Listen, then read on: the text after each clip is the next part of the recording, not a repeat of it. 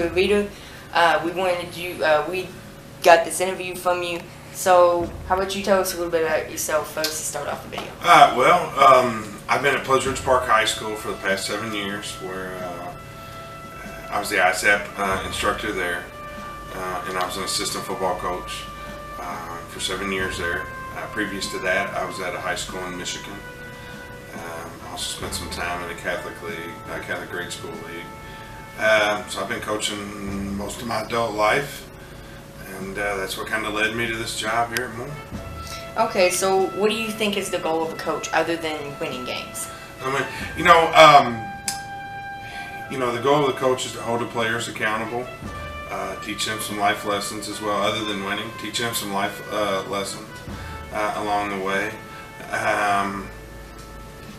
Give them the tools to succeed, both on and off the field, in the classroom. Those things help winning. I'm a firm believer if you do the things the right way, off the field, on the field, it'll take care of itself. So it's all about teaching and giving the kids the tools to be successful.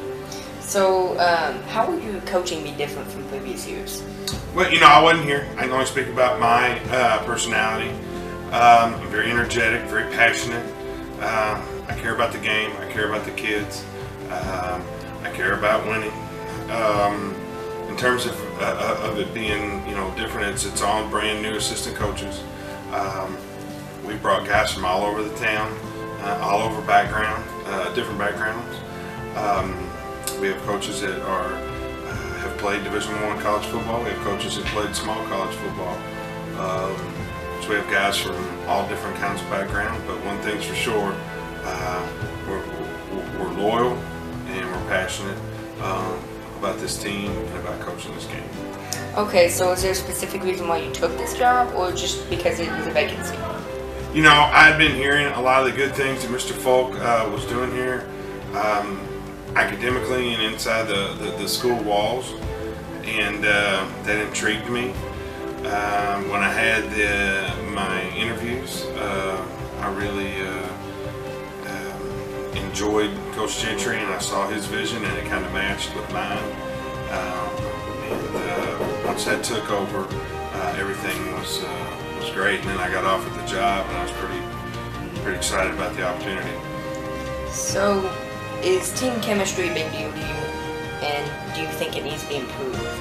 Team chemistry is huge. Any successful team I've ever been a part of, the chemistry's been great. You're not always going to like each other, but when the bullets start firing during the season, you kind of draw on that chemistry. Having that common knowledge of some of the things that you went through, the tough practices in the off season, the tough practices in June when it's hot. You draw off that experience of working together, and hopefully that chemistry starts to gel and shows itself on Friday night. So speaking of which, do you think coaches' chemistry is a good idea? So basically, do you feel that you need to develop a relationship with your students and fellow, teammates? Again, one of the successful things that we had going on at PRP, all the coaches got along. We always liked each other. We didn't have many arguments at all, and that's huge, because that kind of always shows itself to the players if they see the coaches not getting along. So the fact that if the staff can get along on and off the field, then that makes for a successful season. It makes it more enjoyable to be. So, do you think that's what makes a good football player, and what else makes a good football player? Dedication, hard work. You got passion for this game. This game's not easy. Not everybody can play it. It's tough. It's demanding. It's hard on the body. But if you're willing to put in that work and have those sacrifices, then that's the first thing that's going to help you be a successful football player. And secondly, it's just being a good teammate to one another. So last year, Moore was beat by Boyle County to end its 2015 to 2016 season. Do you think the team has what it takes to get farther, and what can you do to make it happen? Well, hopefully we win some more games. That helps you in your playoff system. Gives you a better seed. So you don't have to face a tough team like Boyle County. I mean, they're a traditional power. They've won some state championships. So that was not an easy draw for those guys. But if you win some more regular season games, you avoid a tougher first round opponent. So, saying that, who do you think Moore's rivals are? It's always been Southern, but we'll develop some new ones because we're moving into a new district. So, excuse me, there'll be some tougher games. Some local teams, Valley, Westerns in that district. So I'm sure we'll develop some rivalries with them as well. So you did mention earlier that you have assistant coaches. Mind telling us a little bit about them? Yeah, a couple of them I've known most of my life. Coach Tank will be calling the defense. He comes to us from St. X. I've known him since I was a kid. Coach Frith will be coaching the defensive backs. I've known him as well as a kid. Since I was a kid, he was a small college All-American at Campbellsville.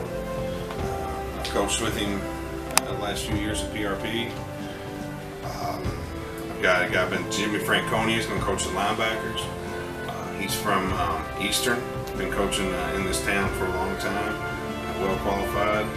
That takes care of the defensive side. On the offensive side, I'll call the offense. Coach Jackson, Kaveh Jackson, comes to us. He went to PRP High School, played at the University of Tulsa. And then offensive line coach comes from PRP. He played at Moorhead, Antoine Doyle. And then we have one other, Tom Bay-Koze, just walked in the door. He'll be coaching the receivers and also helping with calling the offense as well.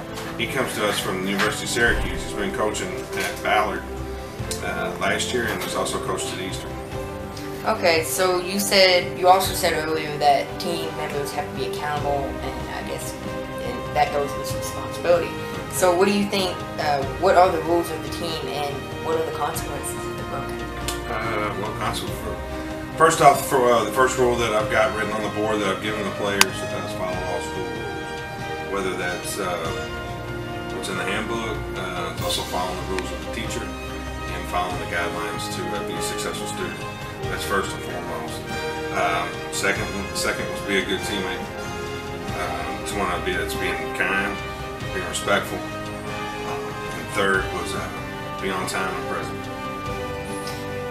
So it sounds like you've got a really great team here. So how long does the season usually last? Hopefully until December. But the season will start July 15th, first day of practice. And we'll take that on. The first game will be August 18th against Southern. And the playoffs will start the first weekend in November. So people can still join, so... Yeah, they can come out. We got a week and a half left of spring ball. Any guys still interested, we will start practice. We'll start practice again the week after Derby. We'll give everybody the week off after spring ball. Give the coaches time to enjoy the Derby week festivities. And we'll start back up the week after Derby with conditioning and lifting. And they're free to come the second week of May. Alright, that's all the questions we have for you, Mr. Reeder. Thank you so much for taking the time.